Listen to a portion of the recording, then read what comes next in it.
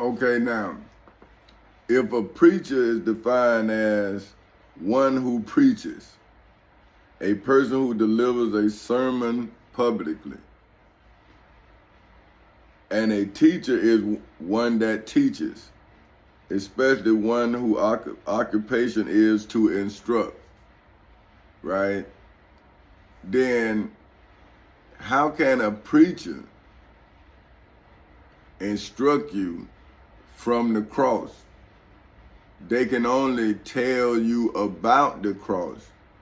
So how is that instruction? See, if you can only tell me about something, then how do you know it? See, now if you told me from it, then you experienced it. But if you tell me about it, how you know? See, this is what I'm telling my friends and my family. I'm actually going through something. Somebody lying on me, right? But now I'm coming to you and you're trying to confuse me. And then you're telling me what you believe. But I'm telling you what's happening to me. And you say, man, you preaching to me. And I'm saying, bro, I'm telling you what's happening to me. How am I preaching? Now, okay, a sermon, right? They gotta look it up. Is a religious discourse delivered in public, usually by a member of the clergy as a part of a worship service. This is not a sermon. This is not a religious discourse. It's a spiritual in nature because my opponent is a spirit, right, that has invaded a person. So if a person has become evil, was the person born evil? How can you get into a position of judgeship if you evil, right? But power corrupts, right? So now, what they say, power corrupts absolutely, right? So if you now have power, you may now not be the same person because of the power.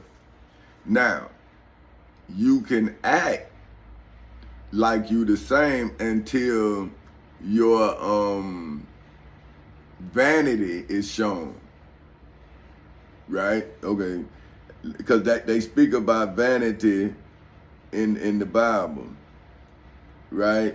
And so if a person believes that they are somebody, right, then they believe that you not,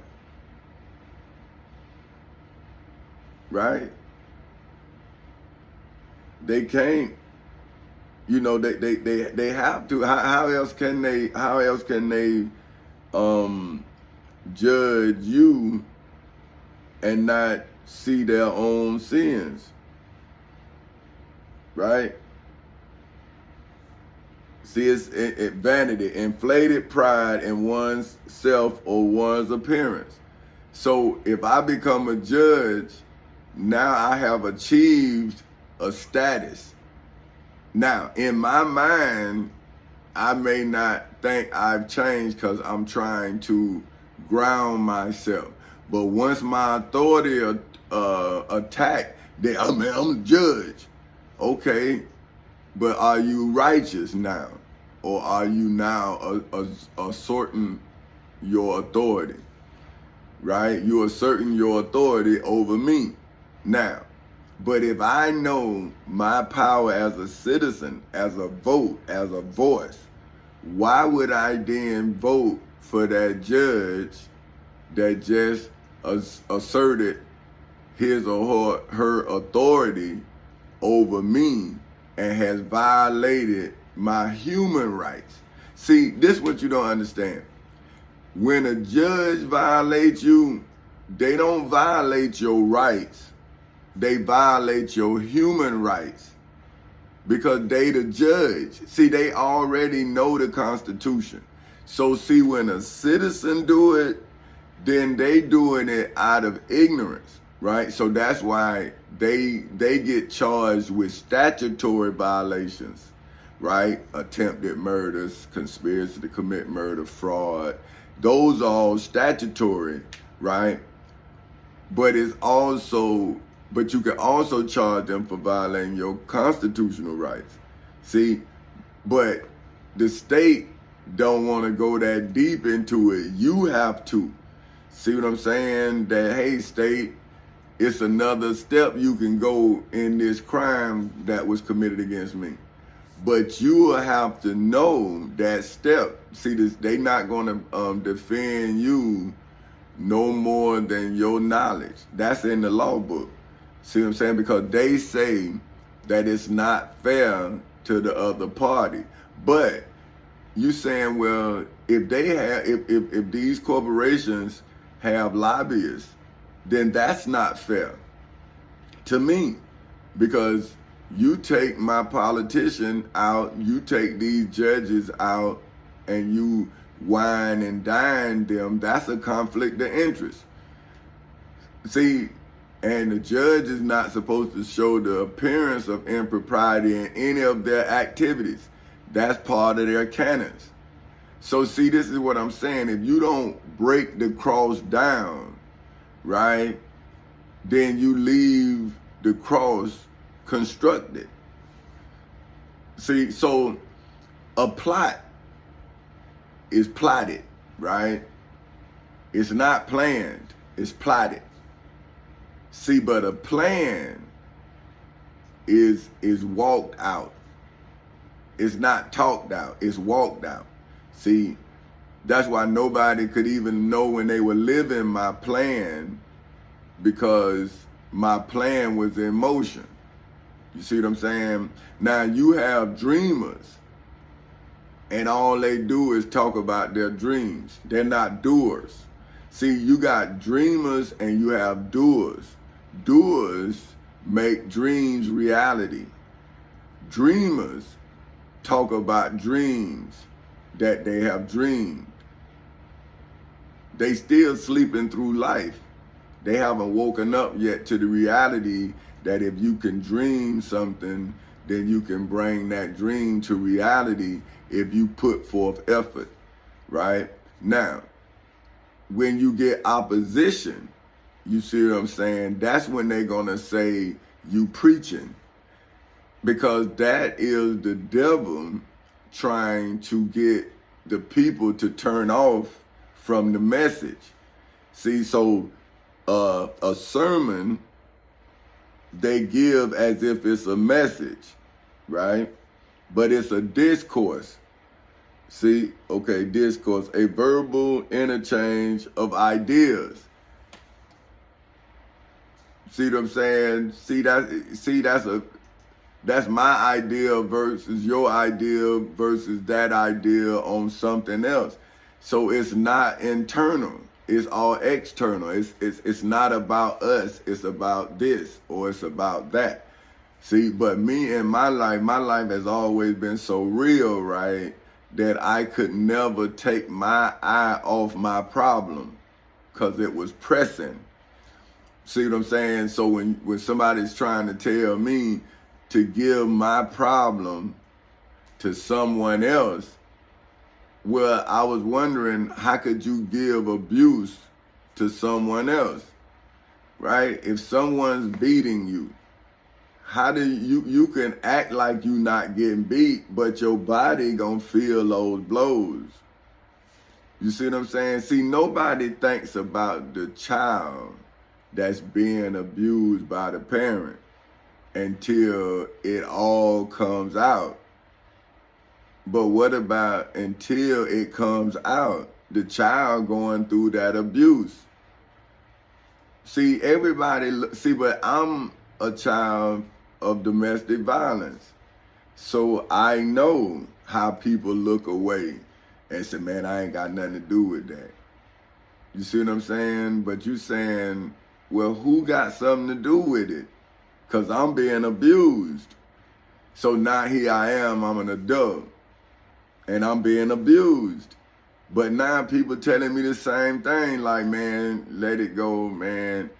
And I'm saying, well, if you're going to keep the cross constructed, then you're waiting for somebody to be crucified, man. And that's what these simple-minded people can't understand. When you see something, you have been shown something. But because of your makeup, maybe it's your covenant, or maybe it's what you have been made into that has weakened you from the task you was created to do. See, maybe the situation has demasculated you. You see what I'm saying? And now you want me to become you. But I'm saying, well, if I was born to inspire you, then how can I become uninspired by you and then inspire you?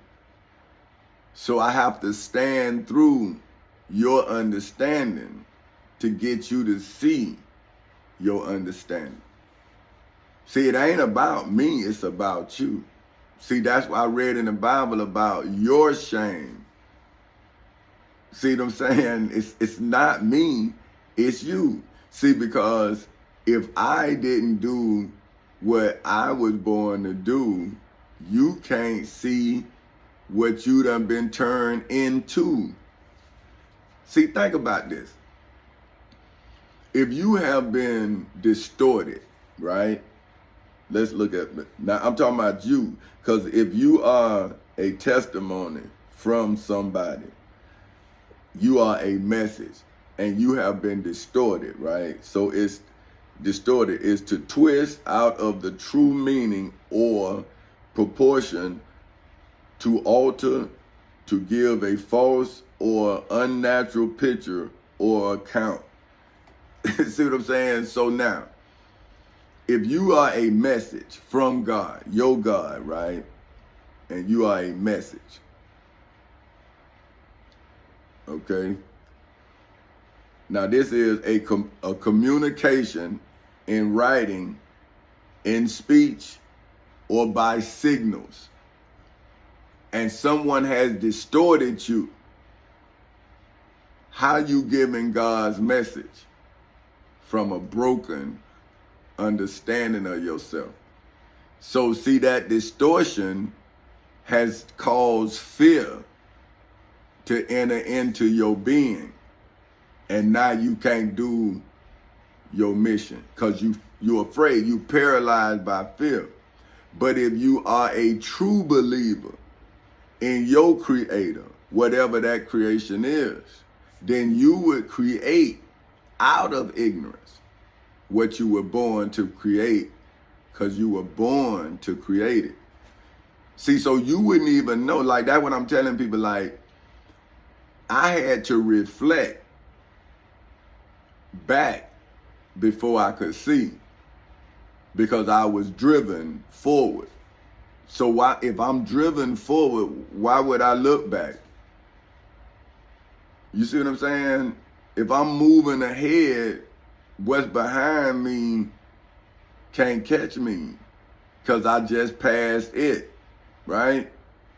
But now that I have no destination because I made it to my destination, which was the courthouse, because that's the only place where my truth meant more than my enemy's money, his position, her position. See, then their position became a yoke around their neck. See, in the Bible, it talks about breaking the yoke. Now, the yoke is like what you got around the neck of an animal or a slave. See, so am I not breaking the yoke that was put on my ancestors' neck by my enemy's ancestor? Now they say, oh, he racist. And I'm saying, how can the slave be racist and the slave master be righteous according to scripture? How can I be racist? I can't afford to be racist. I need everybody's help. But the true racists can hide their racism behind their integrity, right? Think about that, right? They holding a position of power, but they not righteous, but they got integrity. They using the integrity of every country. Because see, if the ruler is not righteous, then God is being persecuted